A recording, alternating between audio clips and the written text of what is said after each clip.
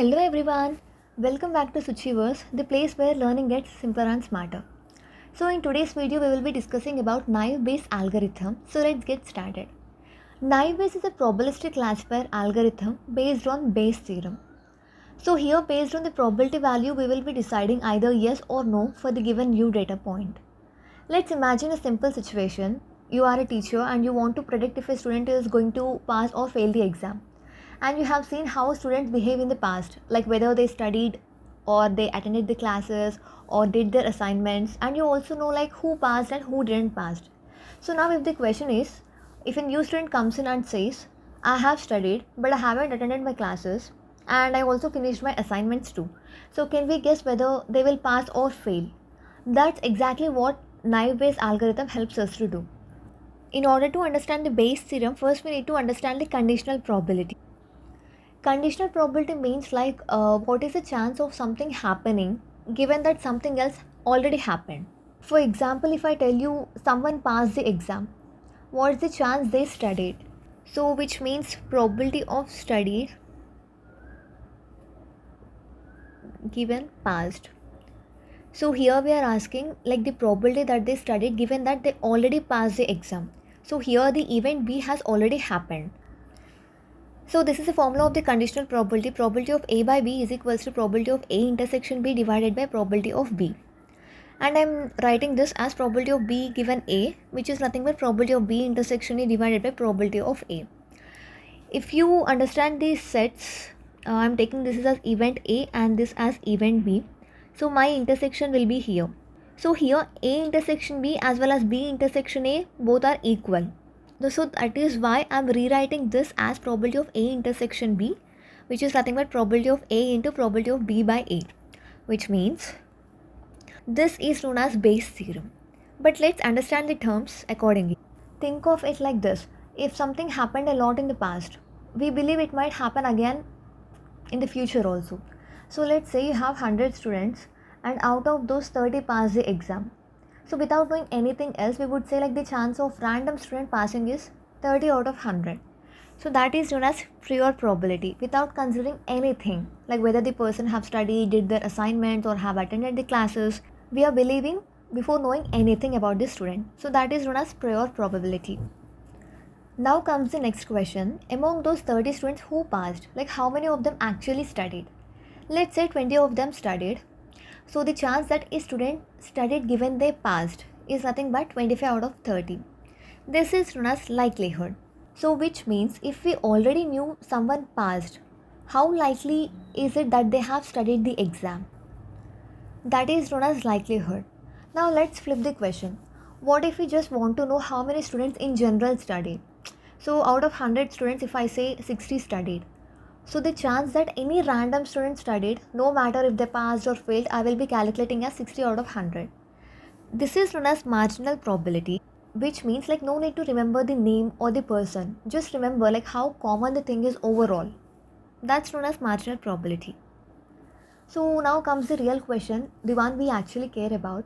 If we meet a student who tells like, I studied for the exam but I haven't attended the classes, but I have done the assignments on time.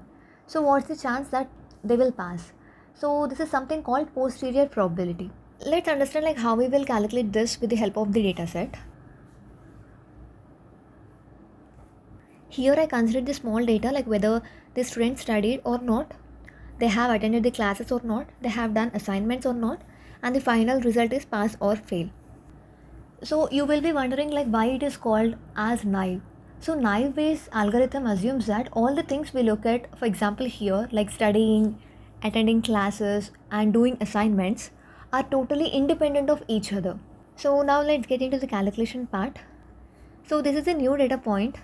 I know like the person have studied and he haven't attended the classes, so the attendance is 0, as well as he have done the assignment, so that is why 1. So I want to calculate this according to the Bayes theorem. So I want to know the result like whether this person will fail or pass. So let's understand the calculation part. So here the step 1 is very simple. We need to calculate the probability of S and probability of no, which is nothing but probability of pass and probability of fail from the given data. So here if you see here, I have pass once as well as 2 times. and my total data points are like 6 points. We knew the definition of the probability, which is nothing but number of favorable observations divided by total number of observations.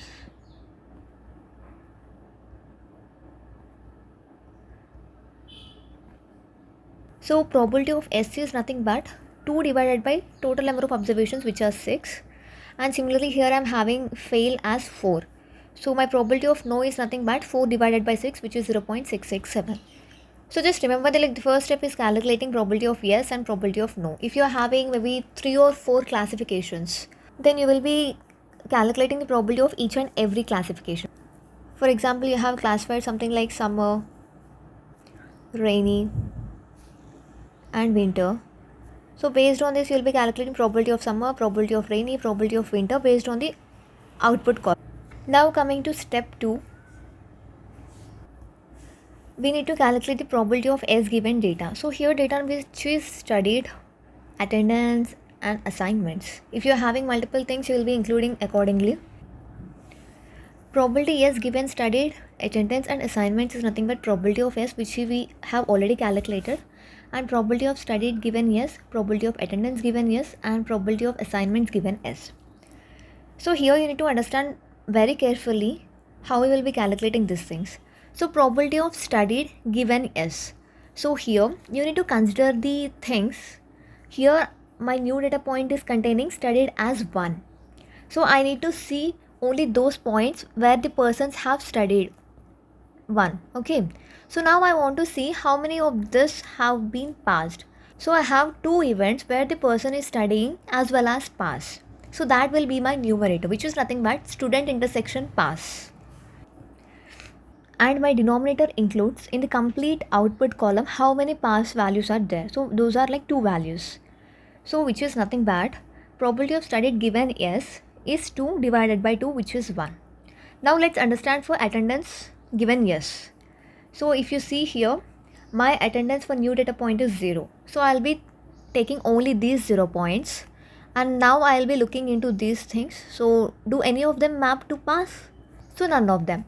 So I'll just give my numerator as 0 and divided by, I'm considering my data as yes, which means the person have passed the exam. So in the overall output column, I have 2 observations as passed. So 0 by 2, which is nothing but 0. If you are confusing, just listen once again very carefully. Probability of assignments given yes. So what you will do is, first you will be seeing the new data point, what they have given, either 1 or 0. So based on that, I am taking yes, which means the event is pass event. So now I want to consider the assignments as 1 and the output column as pass, which is nothing but here 1, 1, 1, and I need to map to pass. If I see fail, I will not count it. So I am only having one thing, so my numerator will be 1. As usual, my denominator will be in the output column, like the total number of events which have the observation as pass. So it's 2, which is nothing but 0.5. So now what we will be doing is multiplying the each and every value which we got. Probability of yes 0.33, probability of studied given yes is 1, probability of attendance given yes as 0, probability of assignments given yes as 0.5. So overall I got 0. So now this is a calculation for pass. Now I need to calculate for fail also, which is nothing but no. So see, this is the step 3. Probability of no given data. Here data is nothing but studied, attendance and assignments as usual. And no given studied, attendance and assignments.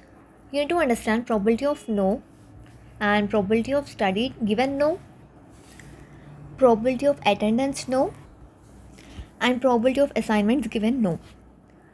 So now probability of studied given no. Previously we have calculated for yes, correct?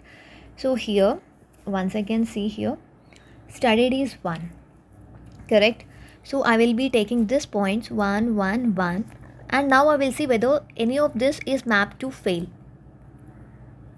So only 1 is mapping to fail, correct? So numerator will be 1 divided by, in the output column, how many failures I'm having. There are completely 4 observations with the fail. So 1 by 4, which is nothing but 0.25.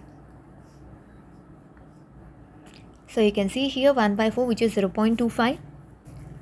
Now similarly for probability of attendance given no. See here, our attendance is 0. Now I'm taking this 0, 0 and I need to map to fail. So here both are representing failure. So numerator will be 2 divided by overall how many observations? 4 observations, which is nothing but 1 by 2 is equals to 0.5. See 0.5. And now probability of assignments given no. Again let's go to the data point. Assignments is 1. Okay. So only take the points which are 1. Just map it to fail.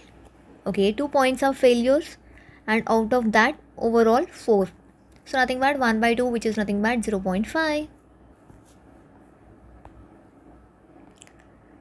So here we will be multiplying probability of no, probability of studied by no, probability of attendance by no, probability of assignments given no. So which is nothing but 0.041. Previously we got for pass as 0 and for failure we got 0.041. We know that 0.041 is greater than 0. So out of these two values, which we will be greater, so that is what we will be considering as a classification. So here our prediction is nothing but the student is likely to fail. So this is all about naive Bayes algorithm. If you found this helpful, hit that like button, subscribe for more content and share it with your friends. Thank you.